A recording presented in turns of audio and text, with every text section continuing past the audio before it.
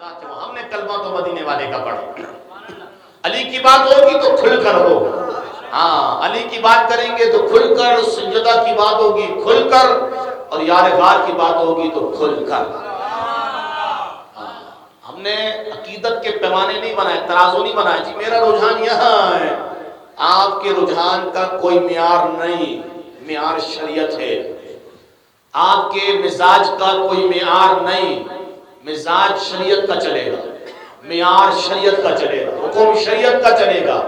جس ہستی کو قرآن نے صحابی کہا ہے, آپ نے اس کو صحابی ماننا ہے. جو ہستی حضور کے ساتھ ساتھ ہے, آپ نے اس کے ساتھ کو بیان کرنا ہے. جس ہستی نے سب سے پہلے امت کو سنبھالا ہے, آپ نے اسی انداز میں بیان کرنا ہے.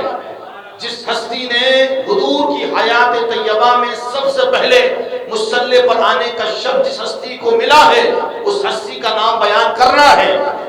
جس ہستی پر تمام صحابہ نے بیعت فرمائی ہے, اس ہستی کی صحابیت کو, خلافت کو آپ نے ماننا ہے. یہ شریعت مطہرہ آپ سے تقاضا کرتا ہے. شریعت مطہرہ کے خلاف آپ نہیں جا سکتے.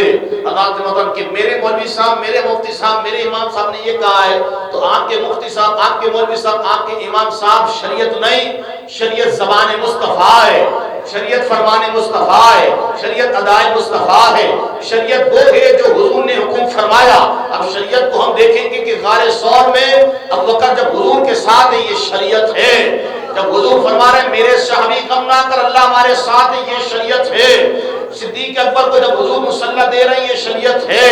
اب وقت صدیق رضی اللہ تعالیٰ جب میدان بدر میں حضور کے ساتھ کھڑے ہیں, یہ شریعت ہے. اپنا مال بلال حبشی رضی اللہ تعالیٰ کا آزاد کروا رہے ہیں, یہ شریعت ہے. اپنا مال حضور پر قربان کر رہے ہیں, یہ شریعت ہے. تو ہم شریعت کے پابند ہیں, کسی ملا کے پابند نہیں ہے. جب شریعت نے ابو بکر صدیق رضی اللہ تعالیٰ کی عظمت کو, عفت کو, بلندی کو, شان کو, مقام کو, مرتبے کو, صحبیت کو بیان کیا ہے, ہم اسی انداز میں بیان کریں گے کہ محبوب رب عرش اس سب قربہ میں پہلو میں جلوہ عتیق و عمر کی ہے.